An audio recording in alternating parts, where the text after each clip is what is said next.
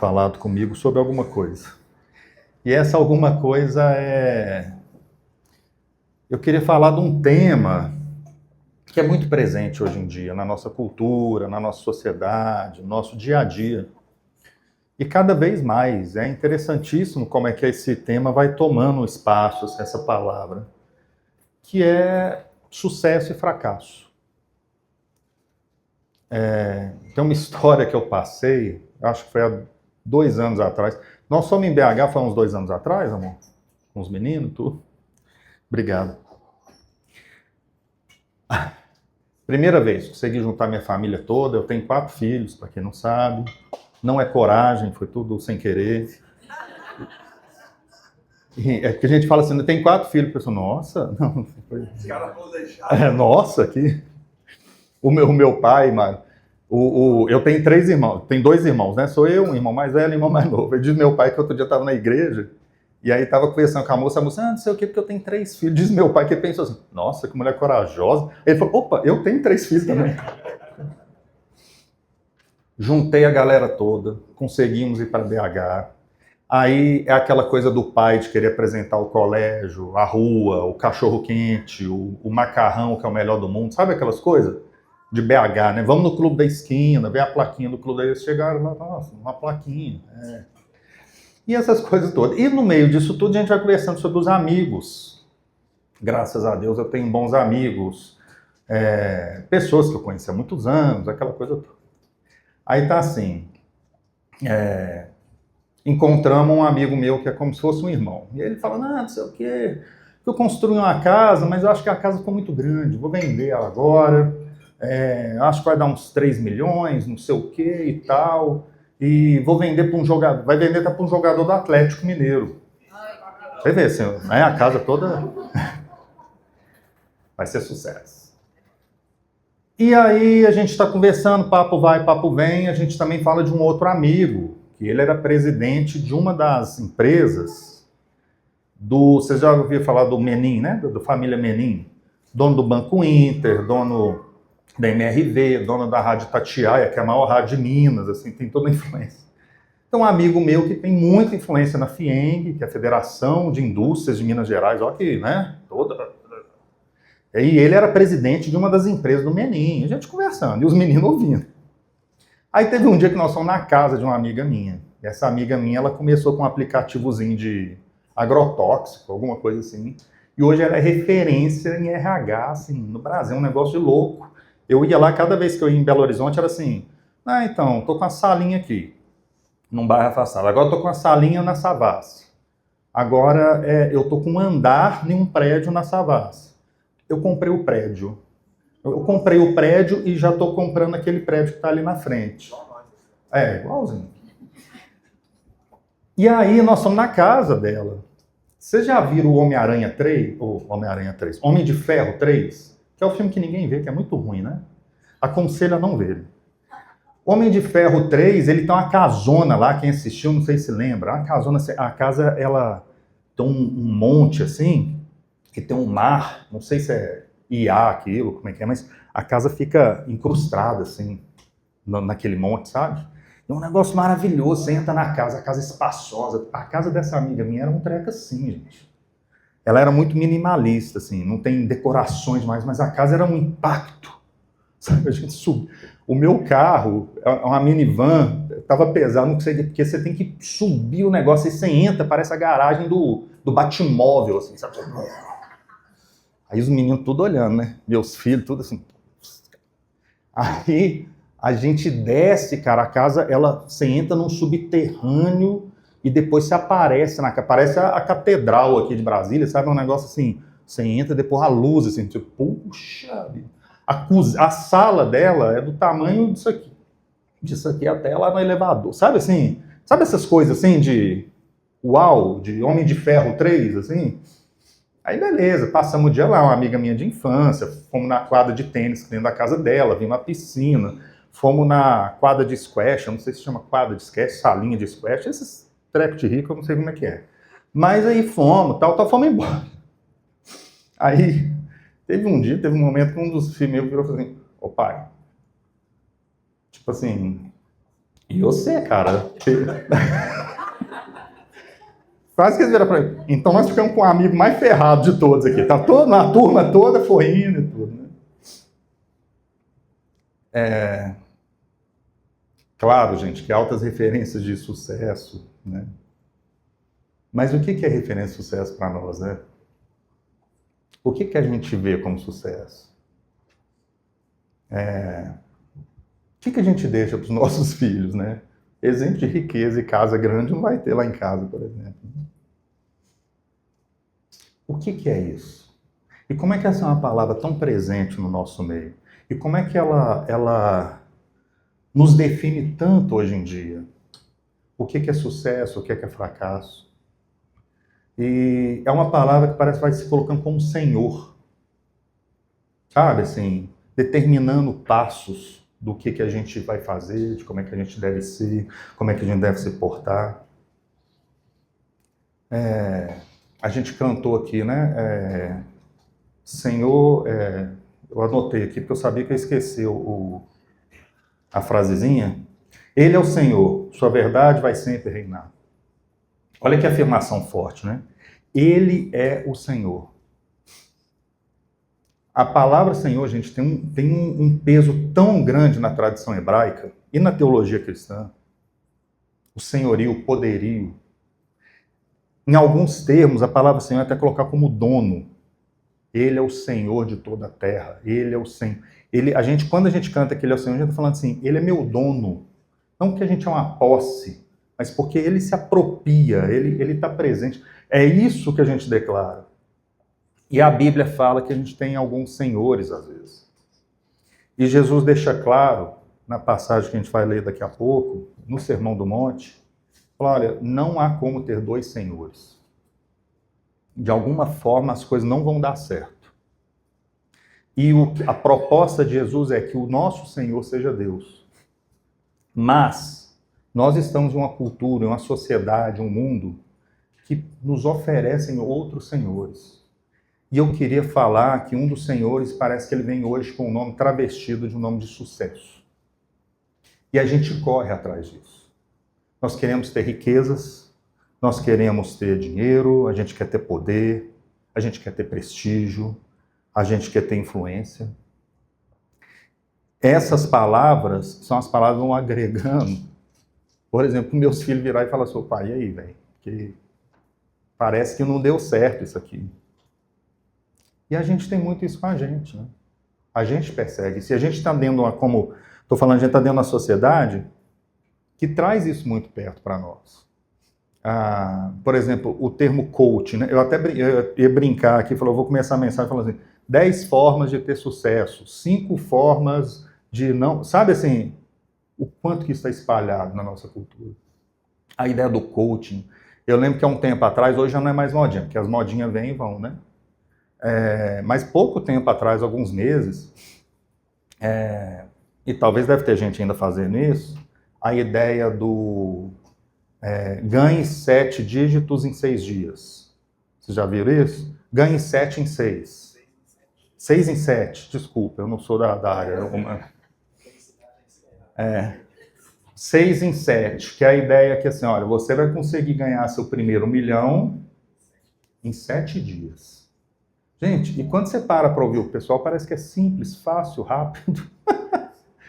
Aí você fica se perguntando assim, por que eu não tenho 1 milhão? Por que eu nunca vi esse negócio? Parece que 1 milhão é tão distante. Mas quando você entra na nossa cultura, você entra na rede social, você fala, cara, não, tá todo mundo ganhando em 1 milhão, facinho aí, em 7 dias. A coisa está acontecendo. É a cultura do sucesso, desse sucesso do mundo, deste mundo, entrando e conduzindo a gente por caminhos. Os coaches, talvez tenham coaches bacanas que estejam aqui hoje, que vão nos ouvir, tudo, com certeza. Mas o que significa coach hoje de forma geral é uma coisa muito estranha, né? Que é esse cara que facilita, é o 7 em 6, 6 em 7, 7 em 6.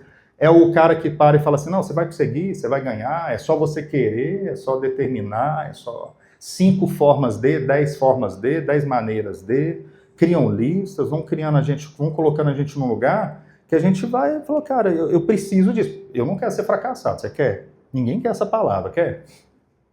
A gente, pô, a palavra fracassado é uma palavra pejorativa, né? E eu vou querer, então. Eu vou querer o que é sucesso. E quando a gente vai ver o que é sucesso para o mundo, é uma busca de ter em cima de ter. Eu quero ter, eu quero ter, eu quero ter, eu quero ter. E se eu não tenho? Então, você é um fracassado.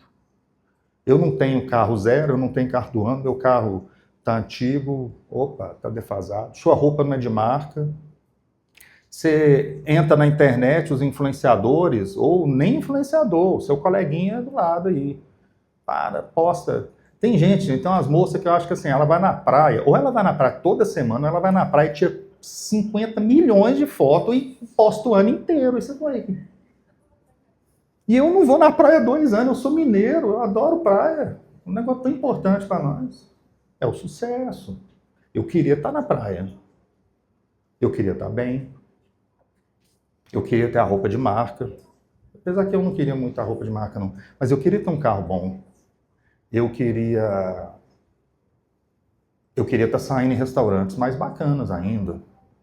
Eu falei pro Tots, com a Nath, esses dias conversando, que um amigo meu, a gente se encontrou, outro amigo milionário aí, que também estava na história lá, naquela história.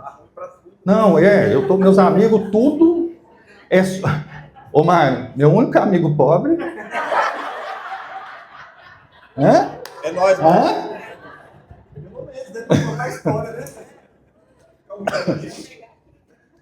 E aí a gente parou, não, vamos sentar num restaurantezinho aqui. Beleza, vamos aí, né? Eu sabia que ele, né, tem falei, vamos no Outback, ou classe média, né, Outback. Não, vamos no outro. Aí parou, me levou no negócio, aí a conta veio. R$ 1.550 para mim e para ele.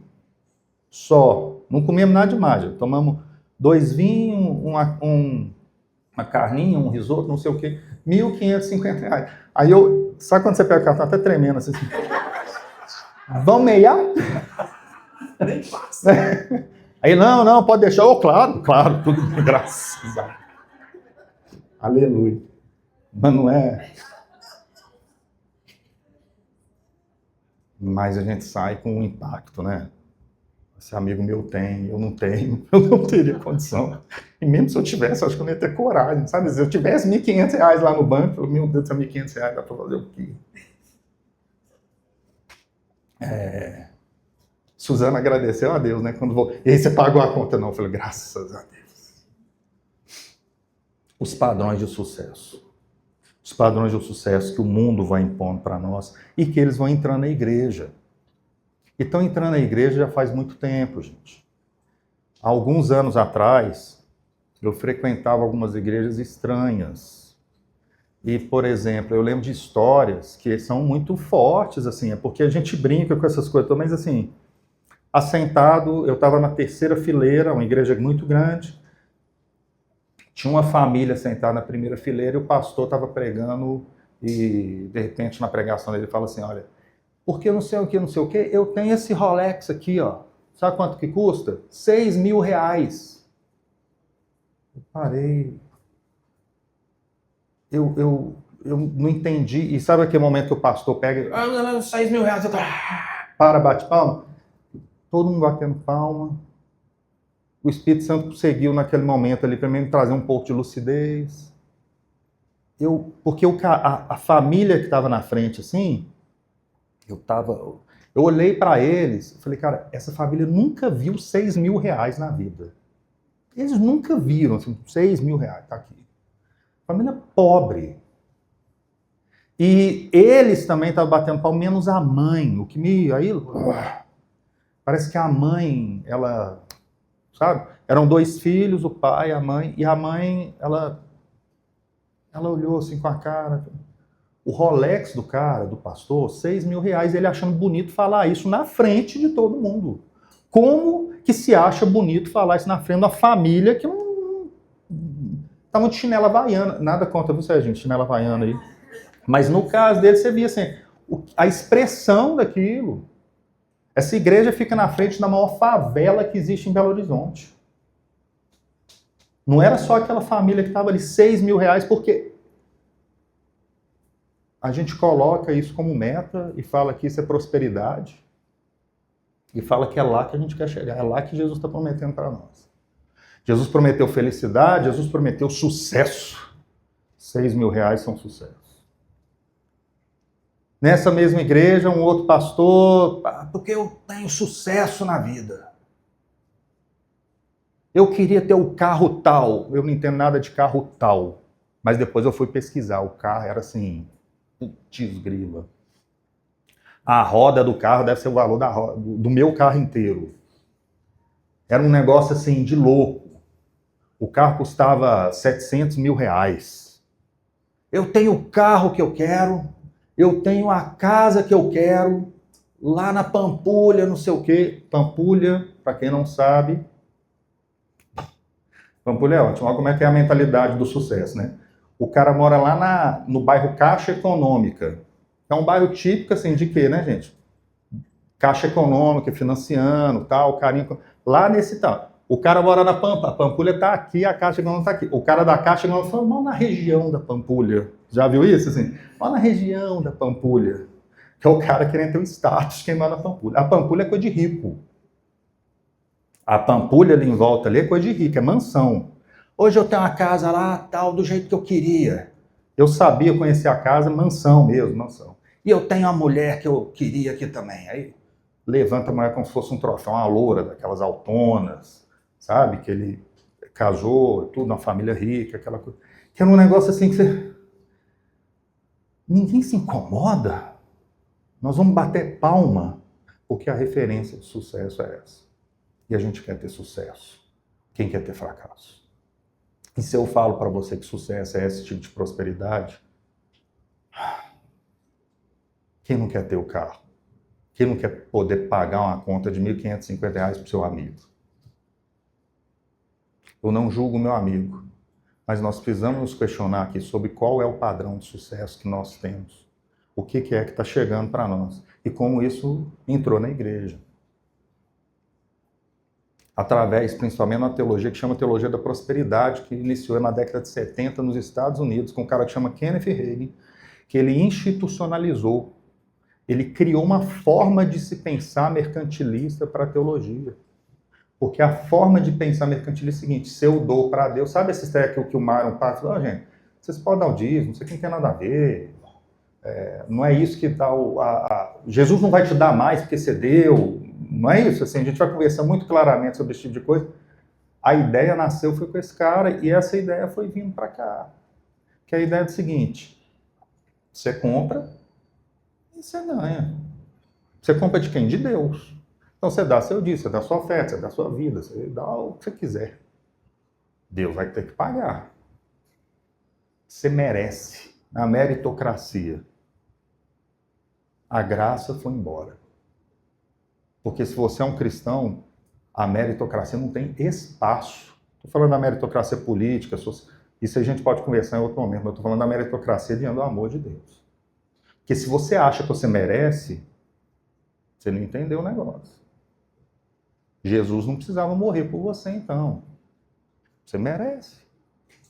O sangue derramado não é válido. Você não precisa.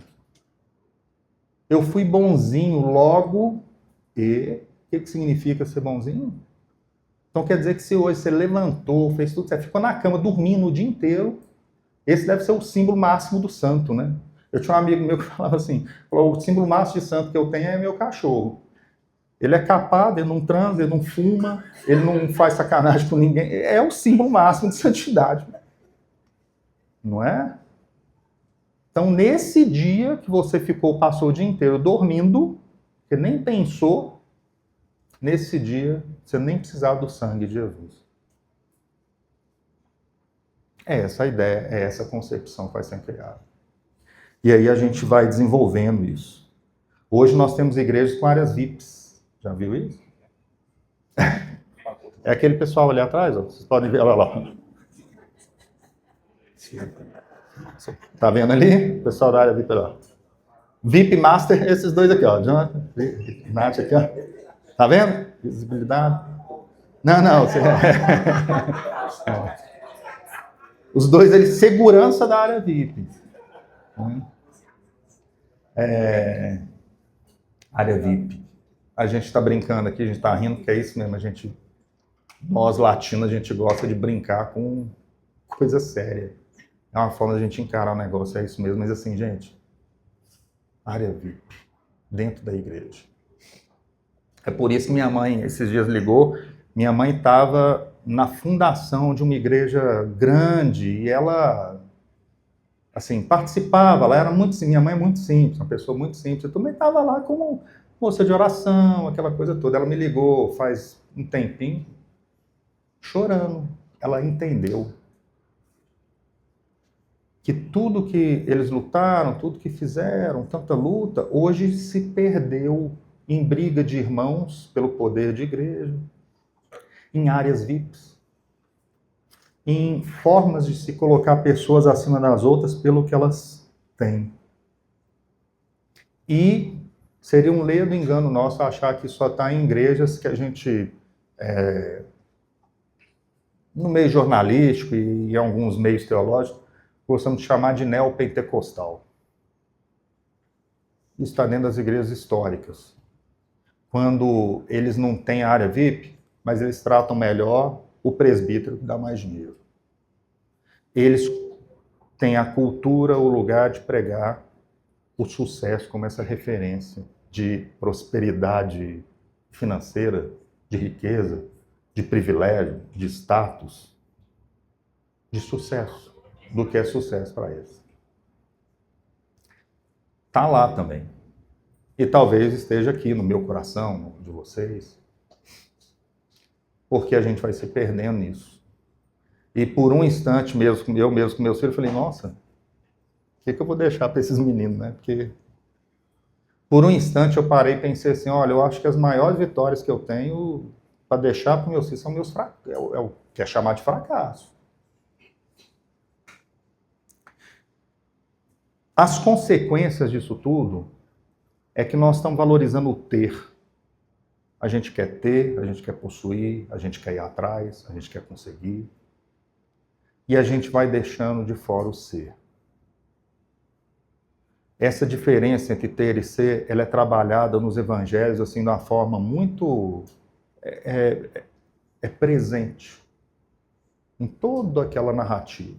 Você vai vendo Jesus e a gente não tem tempo de aprofundar no Sermão do Monte, aqui são três capítulos, vários versículos, aqui não é o momento para isso, mas o Sermão do Monte é justamente essa construção assim, todo mundo vai falar para você ter, para você construir, para você ter um Senhor, e eu vou falar, e Jesus para e fala assim, eu vou falar de um outro lugar, onde o ter fica menor, e para você poder ser.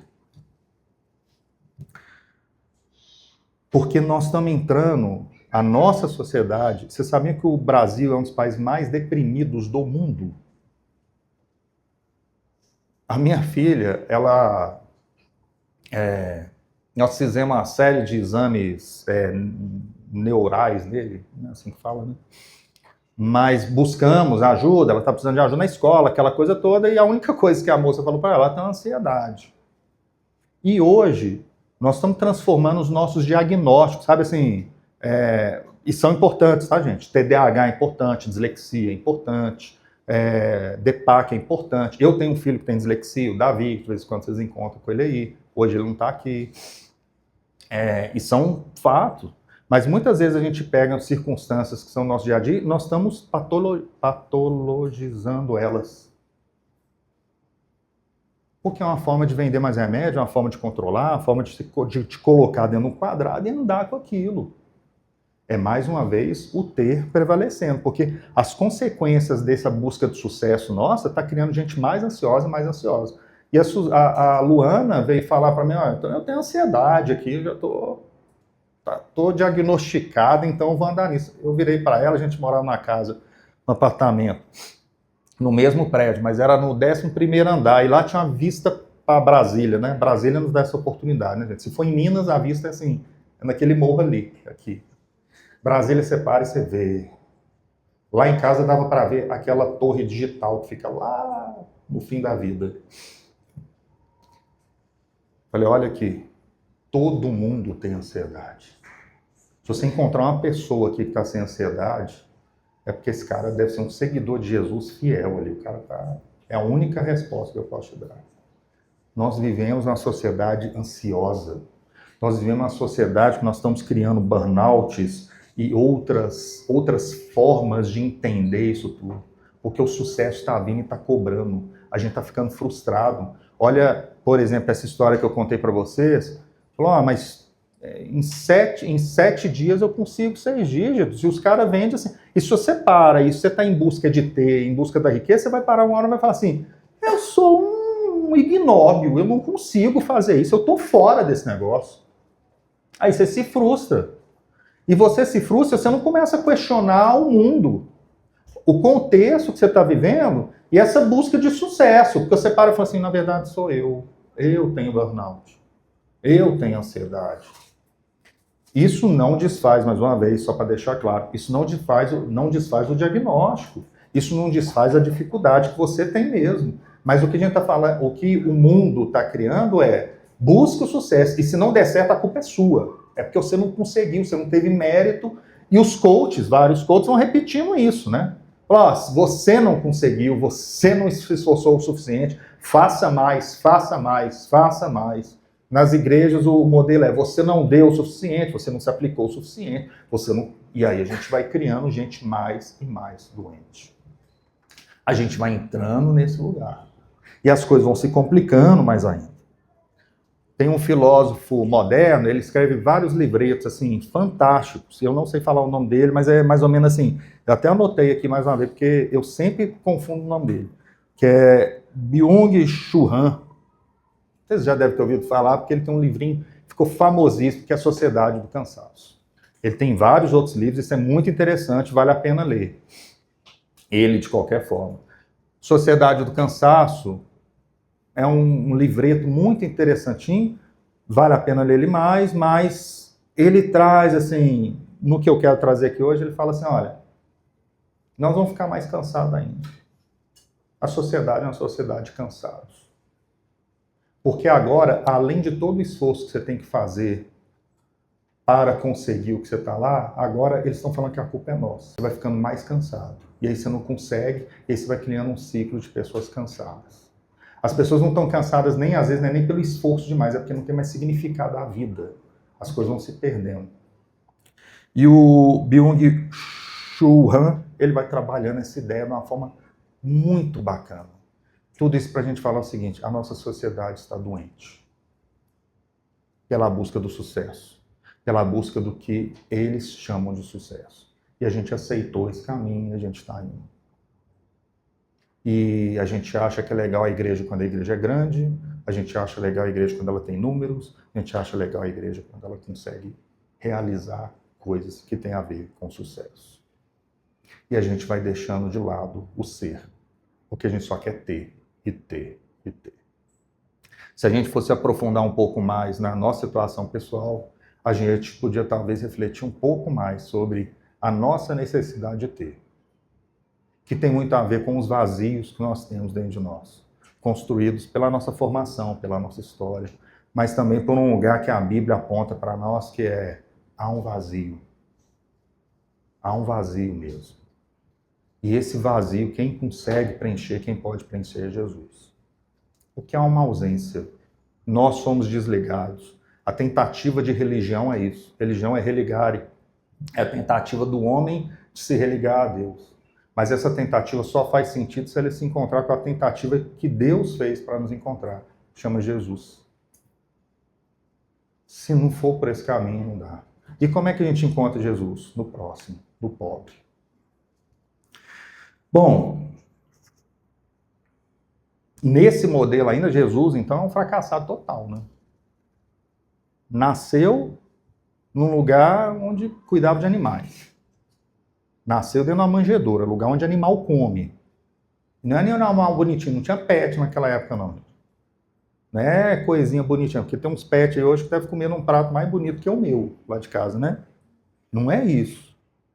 Ele estava fugindo. E no meio dessa fuga, parou ali naquele lugar. Dentro desse lugar de animais, quem foi visitar? Pastores. Pastores, não pastor igual o Mário, pastor de ovelha. Classe social mais baixa que tinha na época. Gente, assim, tava ali entre, sabe assim, tava lá na listinha. Piores classes sociais do momento. Pastores. Eles foram chamados para ir lá visitar. Eles foram. Depois aparecem o que a gente chama de 3 reis magos, né? A gente está acostumado levando presente. Estrangeiros. O próprio pessoal deles, o próprio pessoal de Jesus, José, Maria, não entendiam o que estava acontecendo. Precisou de um pessoal de fora olhar para as estrelas e olhando para as estrelas falar: é esse cara, eu vou lá. O cara é renegado pelos seus. Ele cresce e começa a andar com os discípulos. Ele está andando com todo mundo ali, tem uma multidão, tem uns discípulos, tem uns 12 que a gente ouve falar mais. Entre esses 12 são as mulheres também muito bacanas e tudo. Mas, até conversando com o Rich essa semana, é muito interessante. A série The Chosen, que alguns de vocês devem assistir. Eu não assisto, minha esposa assiste. Eu acho que eu fico com medo de assistir e de ser ruim, sabe assim? Mas parece que é bom, né? A maioria do pessoal não. Mas o Rich trouxe um negócio que é muito nosso, assim. Eu fui criado para ver os discípulos como se fossem super-heróis, né? Super Pedro, o cara ele fala mesmo, tal. Aí o Rich estava falando assim, ó, é interessante como é que a série me traz essa outra impressão. Os caras eram muito humanos, assim, tinham muitas falhas, o negócio não acontecia. Eles não entendiam o que Jesus estava falando. Jesus parava e falava: eu vou morrer. Aí eu não vai morrer não, né? Sabe, é um negócio assim, e é escrachado, eu tô brincando aqui, mas era isso, assim. Vocês não vão ter nada. Mas seu reino tá vindo aí, né?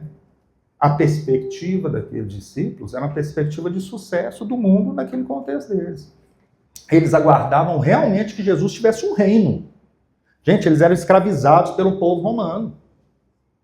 E eles aguardavam, falando: nós precisamos de um reino para vir tirar a gente daqui. É esse cara. E Jesus vem e, desde o Sermão do Monte, ele vai falando assim: gente, o trabalho não é fora, o meu trabalho é dentro. É de dentro para fora. Eu vou transformar você para que você possa mudar as circunstâncias do que está acontecendo. Eu escrevo a minha história, eu influencio tudo, mas é por dentro.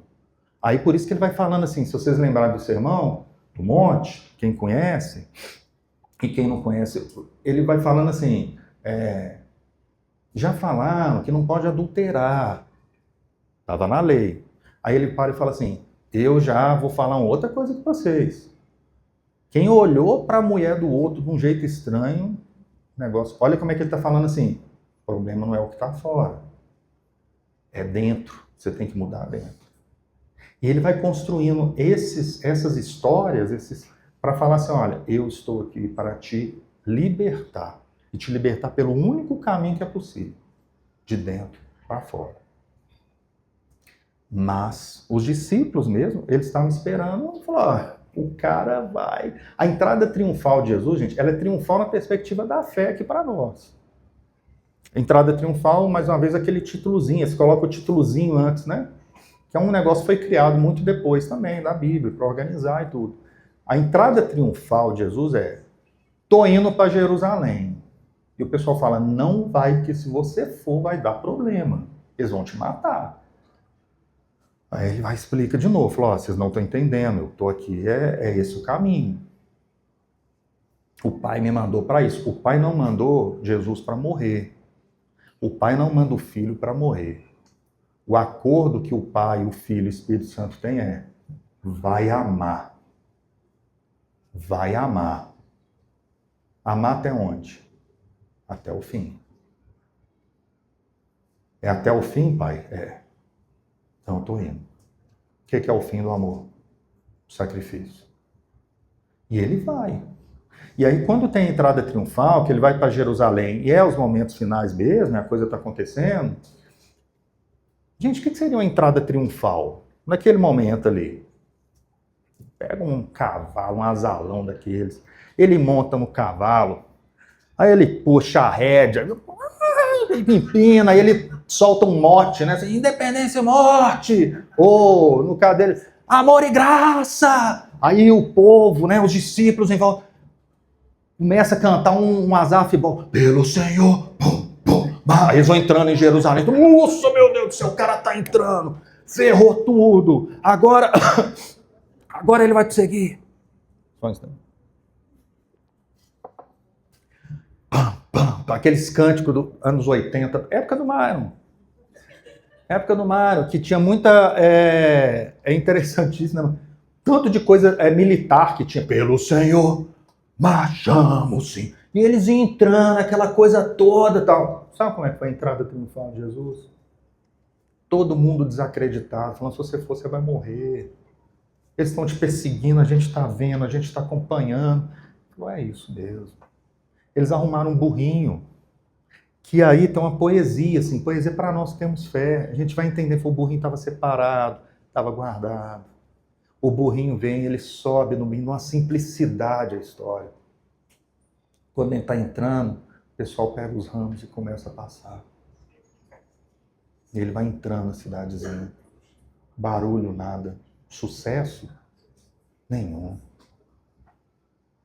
Simplicidade, entrando, compreendendo o que está fazendo e buscando a sua missão. A entrada triunfal de Jesus, gente, é um fracasso na perspectiva do pessoal do mundo. Ela só pode ser triunfal mesmo para mim, para você, que temos fé, que compreendemos que Jesus, ao que Jesus veio, que não era para ter, era para ser. E ele vai entrando, e aí acontece a história. Gente, Jesus era perseguido político. Ele morreu da pior forma, uma das piores formas que tinha na época. Era como se hoje pegasse ele e o pessoal reclamasse porque ele estava querendo entrar no reino, que ele está querendo um reino, que ele se diz rei e tudo, e pegasse ele e colocasse numa cadeira elétrica. E aquilo fosse filmado, assim, para todo mundo ver. É um negócio feio. A cruz é feia nesse sentido. A cruz se torna linda para nós a partir da ressurreição. Fé. Que não tem como explicar ressuscitar para ninguém. Eles vão compreender o termo da palavra, vão compreender o que significa. Mas acreditar que ressuscitou, entender isso, nós estamos em outro lugar. Fracasso. Jesus é um modelo de fracasso para esse contexto de sucesso que a gente vê hoje no mundo. Não tem outra forma. E por isso que ele vai indicando em Mateus, se vocês quiserem abrir a Bíblia de vocês, ou o aplicativo, ou você não trouxe nada mesmo, me escuta falando. Em Mateus 6, a partir do versículo 19, mas você pode abrir no versículo 19 do capítulo 6. Agora, Sermão do Monte. Reparem que nós temos 4 evangelhos. Mateus, Marcos, Lucas, João. O que são evangelhos? Descrições da passagem de Jesus na Terra. O tempo estava passando, os discípulos iam morrer, e a gente tinha que expressar isso, assim, nós estamos indo embora, como é que a gente vai deixar registrado? O que era passado de forma oral, e com eles pregando, eles falaram, temos que começar a registrar. Então, ali por volta de 30, 40, depois que Jesus ressuscitou, tudo, mas principalmente ali 60, eles começam a escrever. Marcos escreve primeiro. Aí eles falam, já que Marcos escreveu, deixa eu copiar ele. Aí vai Mateus, copia ele e acrescenta umas coisas, porque cada evangelho é para um público diferente. Marcos escreve para os romanos, negócio direto, ou seja, aquele que eram considerados os gentios, né? O pessoal não era hebreu. Então, deixa eu escrever. Eu vou escrever de forma direta, objetiva, é o mais pragmático dos evangelhos. Mateus não, Mateus quer escrever para judeu. Ele entendeu que no meio dos judeus, Jesus não era, como não é, né? Até hoje. Você acha que se você for lá em Israel falar de Jesus vai ser bonito? Não vai. Não vai. Judeu não segue Jesus. Judeu não acredita que Jesus é filho de Deus. Essa Israel não acredita, não é assim. Eles têm uma outra religião, que eles mantêm até hoje, é isso. Nada, problema nenhum. Mateus é o único que escreve o Sermão do Monte no texto dele. Não vou falar que é a única, tem uma outra passagem que a gente brincava lá no seminário, falando, esse aqui é o Sermão do Monte. Eu voltou até o Sermão da Planície, assim, menorzinho. O Sermão do Monte é o completo, é o suprassumo do conhecimento do que Jesus veio trazer. Mateus organiza esse texto e coloca aqui. Ele começa com uma passagem assim, que é famosa, assim, que a gente... eu acho que está muito na nossa cultura, que é essa coisa do bem-aventurado. Ele vai falar nas bem-aventuranças. Bem-aventurado o pobre de espírito, porque deles é o reino. Bem-aventurados os mansos, porque eles herdarão. Bem-aventurados os que choram. Então ele vai trazendo assim, as ideias de Jesus eram muito rompantes, assim, eram muito contraditórias com o padrão de sucesso que havia naquele momento. Ele vai quebrando isso e vai construindo. E aí depois ele vai entrando em coisas do tipo, vocês têm que ser sal da terra, vocês têm que ser luz do mundo. E aí ele vai falando, eu não vim revogar a lei, eu vim cumpri-la, mas ele pega a lei e entra, e aprofunda, e mostra que a lei não pode ser só algo escrito, mas a lei é algo que começa primeiro dentro de nós. E aí ele vai, o sermão, ele vai trabalhando na gente de tal forma que quando você chega no final dele, você pode falar assim,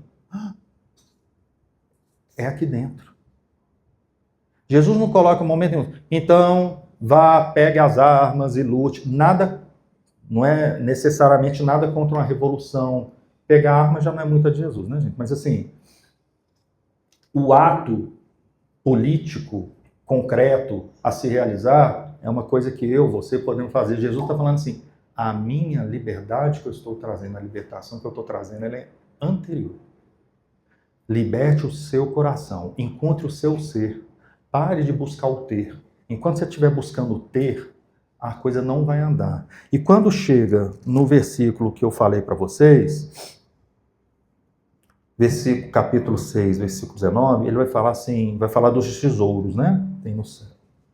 Ele começa a falar, olha, não acumuleis para vós outros tesouros sobre a terra, onde a traça e a ferrugem corroem, e onde ladrões escavam e roubam. Mas ajuntai para vós outros tesouros no céu, onde traça e ferrugem corroem, e onde ladrões não escavam nem roubam. Porque onde está o teu tesouro, aí está o teu coração.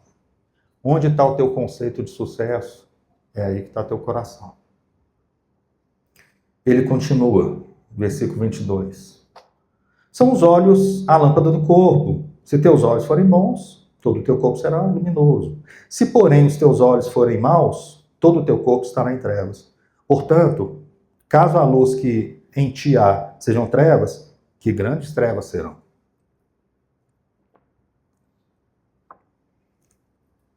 O 24 é importante para nós. Ninguém pode servir a dois senhores. Porque ou há de aborrecer um e amar ao outro, ou se devotará a um e desprezará ao outro. Não podeis servir a Deus e às riquezas. Jesus dá nome para o outro senhor. Ele traz como riqueza. É o que o nosso sucesso, o nosso padrão de sucesso nos implica em buscar. Padrão de sucesso dos influenciadores, do trabalho. Você tem que ser melhor, você tem que ter, você tem que ter, você tem que ter. E Jesus está falando aqui, falou, olha, não há como ter dois senhores. E aí você vai se questionando assim, pô, mas eu quero ter também. Eu também quero. Alexandre quer. Estou desempregado.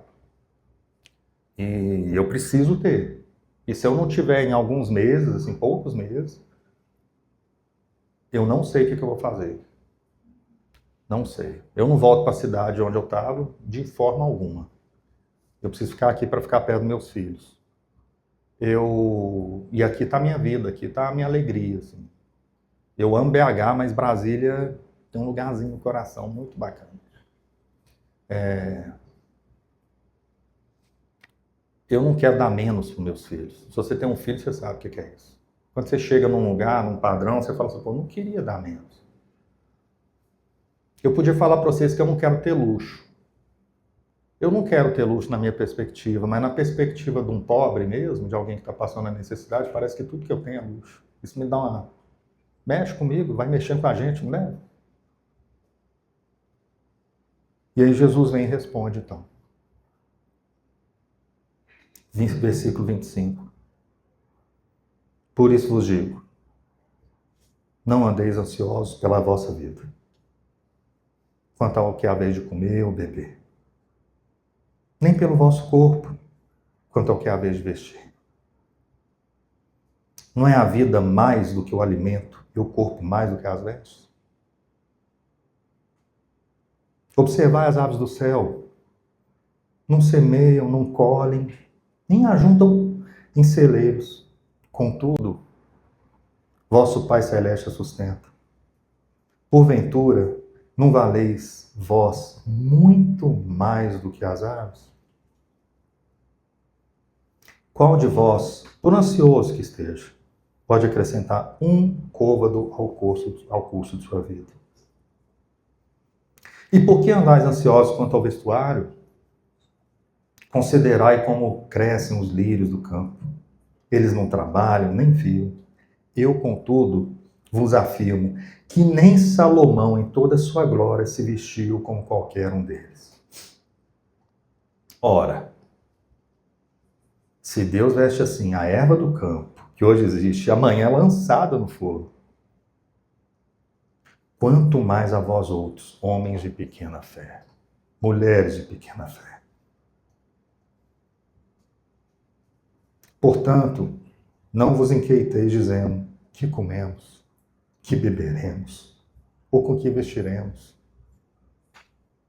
Porque os gentios é que procuram todas essas coisas, pois vosso Pai Celeste sabe que necessitais de todas elas. Buscai, pois, em primeiro lugar o reino e a justiça, e todas essas coisas vos serão acrescentadas. Portanto, não vos inquieteis com o dia da manhã, pois o amanhã trará seus próprios cuidados. Basta o dia o seu próprio mal.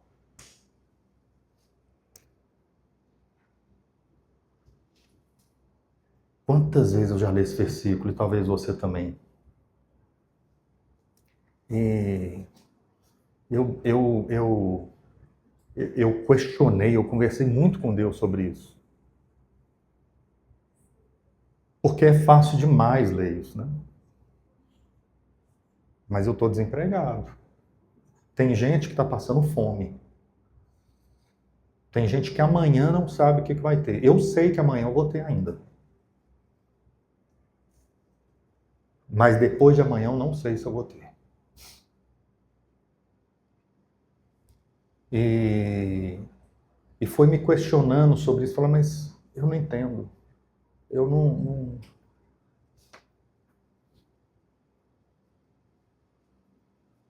Eu acho que eu queria muito ter. Eu queria muito tomar posse. Eu queria muito ter segurança e a certeza de que dentro da minha poupança ia ter dinheiro guardado ainda. Eu era PJ, gente. O pessoal que acha bonito PJ, não entendo vocês que acham bonito quem é PJ. O meu filho de 11 anos fica zoando o CLT. Ele tem 11 anos, ele não sabe o que é CLT, ele vem zoar o CLT porque ele ouviu isso em algum lugar. Minha esposa foi mandada embora em julho e ela recebeu o FGTS porque ela era CLT. Ela foi mandada embora porque trabalhava em Anápolis e o pessoal falou assim, nós não queremos mais trabalho remoto. Tudo bem, acontece. Eu fui mandado embora em agosto, depois de uma circunstância muito difícil, me senti humilhado, foi difícil para mim. Depois que eu fui mandado embora, eu fiquei 3 semanas doente, tentando me levantar e não conseguindo, assim. Era o psicológico, né, afetando. O Hit falou para o profeta Hit, falou para mim, descansa agora que você não vai conseguir, descansa. Eu não quis, falei, Hit, eu preciso cuidar da minha família. Aí, não sei se foi profecia ou foi o Hit mandou, né? Nós sobrevivemos hoje graças ao FGTS da minha esposa. Eu estou querendo falar para vocês assim, esse é um milagre meu e da minha esposa e dos meus filhos. Não havia como. Se eu fosse mandado embora no outro dia eu tenho 0, porque eu era PJ. Nada contra PJ também, tá, gente? Se quiser me contratar com PJ, tá lindo. Mas vamos estipular aqui, né? Que CLT não é modelo de trabalho, CLT é conquista de direitos. E o pessoal hoje brincando com isso. O milagre foi, a minha esposa foi mandar, olha, minha esposa foi mandada embora, hoje eu tenho um FGTS para poder tentar. Ganhei meses para poder, eu e ela se esforçar. Ela já conseguiu um emprego. Eu preciso conseguir o meu. Deus cuidou de nós. Aleluia.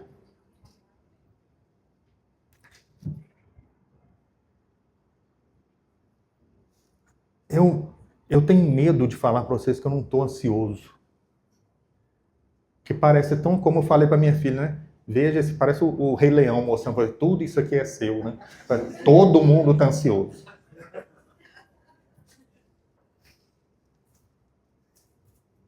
Mas a minha relação é outra. Eu acho que Deus fez um milagre no meu coração. E eu consegui ver um pouco mais do meu ser. E buscar valores nas coisas que eu acredito. E buscar trabalhar com coisas que eu acredito.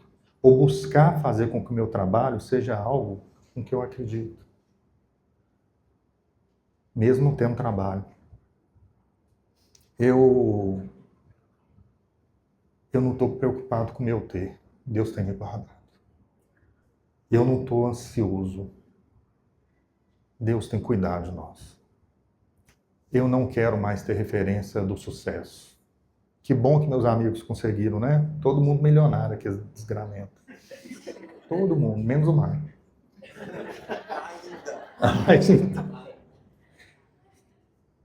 Que bom, mas é porque eles têm a história deles. Eu vi quando a minha amiga, que hoje tem a casa lá do Homem de Ferro 3, eu vi o que aconteceu. Eu sei, eu conheço a minha amiga amada, desde 10 anos de idade. Foi a primeira pessoa que eu conheci quando eu entrei nessa igreja. Eu conheci ela porque ela ficava criticando tanto de manteiga que eu passava no misto quente. Num acampamento, nossa, eu passei tudo de manteiga. Foi ali que a nossa amizade se fez. A Mônica, ela tem a história dela. Ela tem um lugar dela. E talvez estar onde ela está, com esse status, com esse lugar, com esse sucesso, é onde ela cumpre a missão dela. A responsabilidade que ela tem enquanto cristã, por ser rica, a Bíblia fala muito bem. A questão não é, o problema não é necessariamente ser rico ou pobre, nós não vamos entrar nisso aqui porque ia levar um outro debate sociológico, mas a questão para Deus, para Jesus, para a Bíblia, que ela aponta é o seguinte, tudo bem, você é rico, você tem mais responsabilidade pelaquele que precisa. Porque eu vim para eles. O provérbio que o Myron leu hoje aqui acusa isso.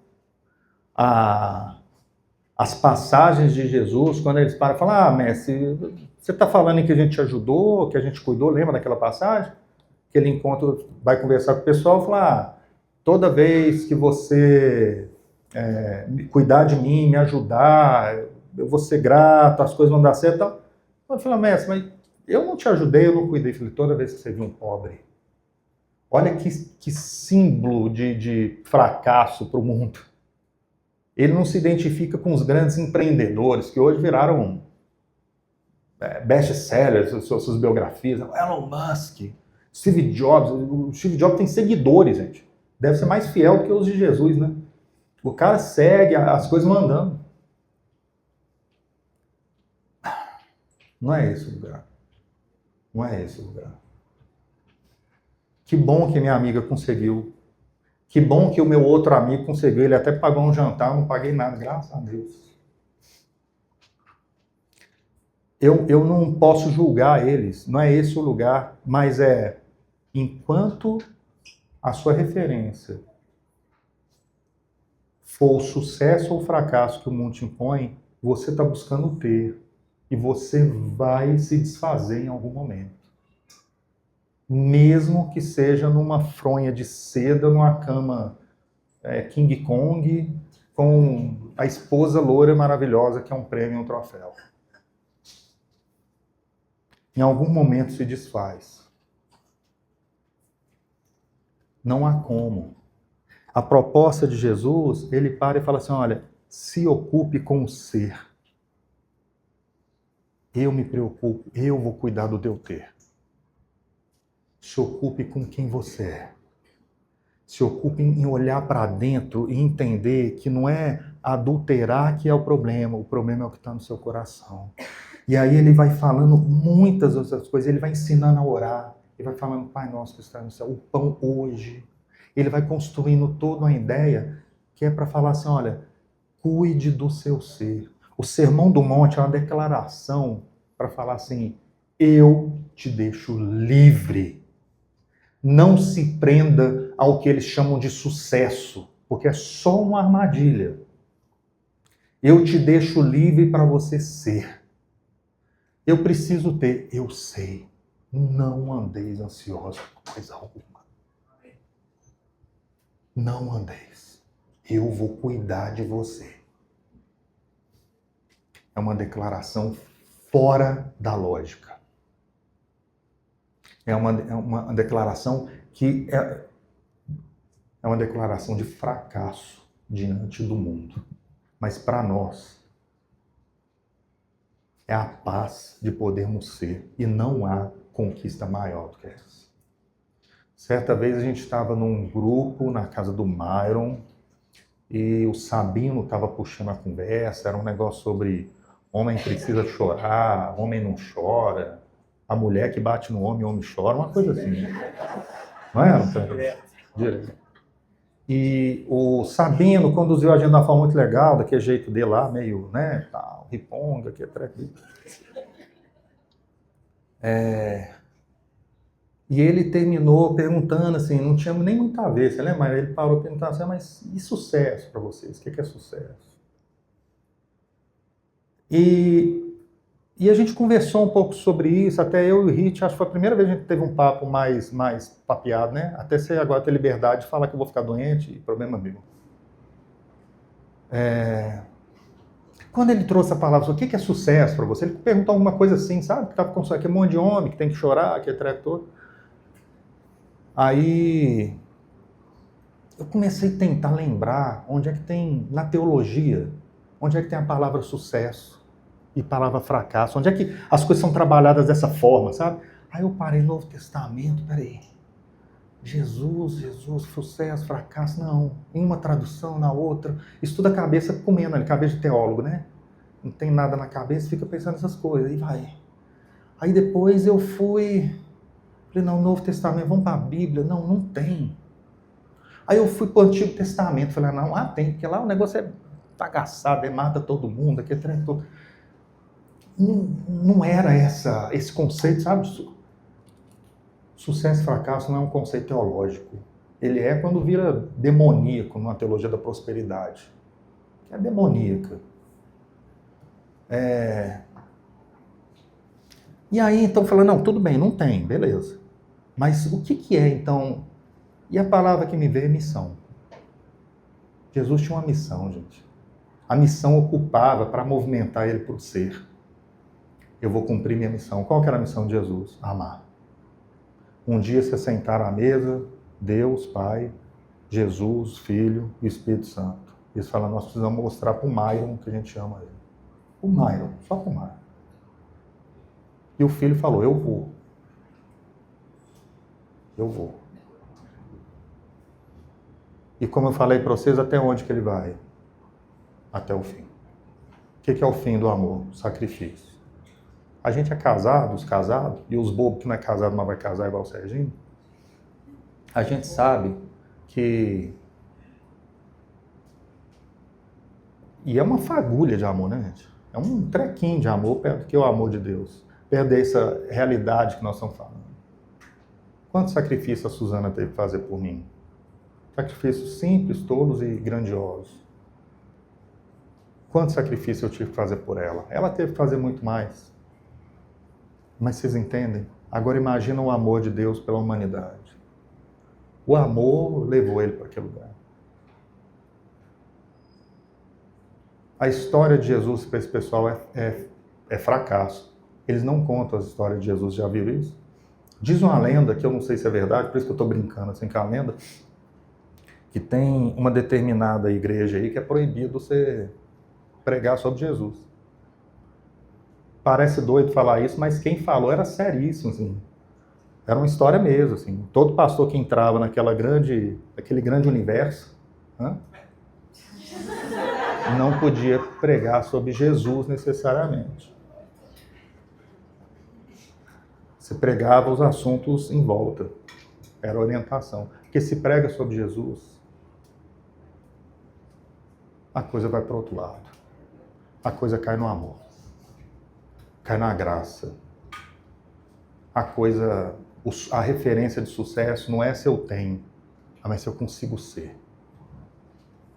A missão de Jesus foi essa. Falou, olha, eu vou amar vocês para que vocês possam ser. O ter, não se preocupem, eu vou cuidar dele. E a gente vai caminhar.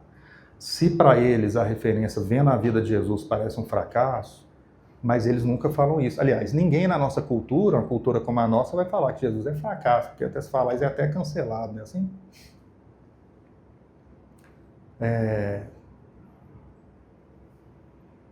E aí acontece a ressurreição. Acontece a ressurreição e é a ressurreição que é valorizada, a ressurreição que é colocada como tudo. Mas antes da ressurreição tem toda uma vida construída. Que a gente poderia parar e olhar para Jesus e falar assim, foi um fracasso, porque ele veio para salvar o mundo, não salvou o mundo todo. Nós ainda temos um mundo muito difícil, que parece, eu não gosto de falar assim, parece que eu estou velho, eu estou novinho, mas assim, está cada dia mais complicado, o amor está se esfriando mesmo, se ainda há uma menina que é estuprada, se ainda há alguém que passa fome, é porque não deu certo. Olhando nessa perspectiva, Jesus é um fracasso. Mas na perspectiva do amor, foi por você, Tots. Se fosse só você, se você então aceitou Jesus, é o jargão crente, se você então teve uma revelação do amor dele, valeu, meu amigo. É pelo Myron, é pelo Serginho, é pela Aura, é por mim.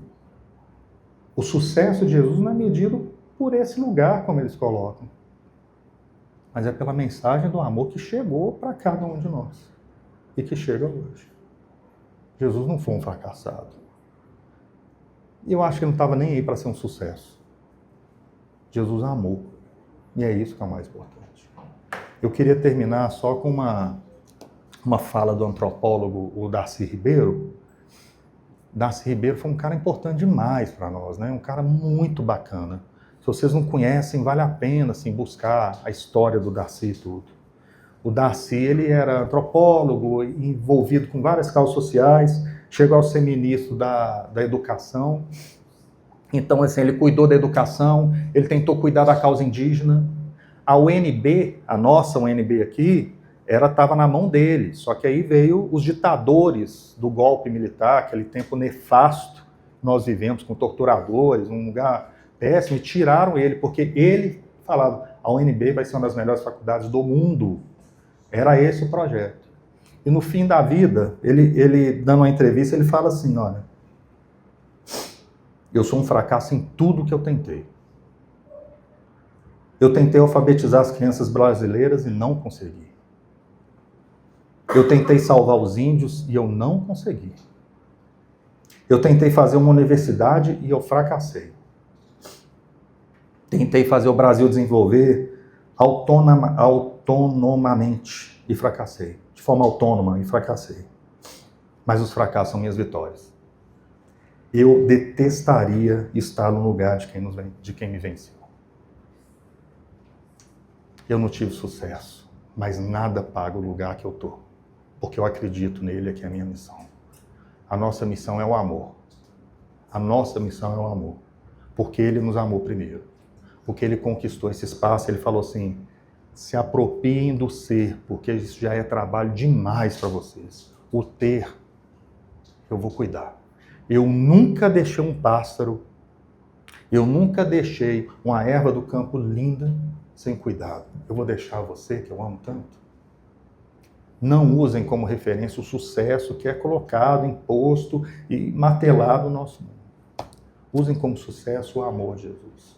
E aí você vai encontrar a sua missão. E sobre missão a gente pode falar em um outro momento. Mas ela tem muito a ver, assim, é um caminho solitário.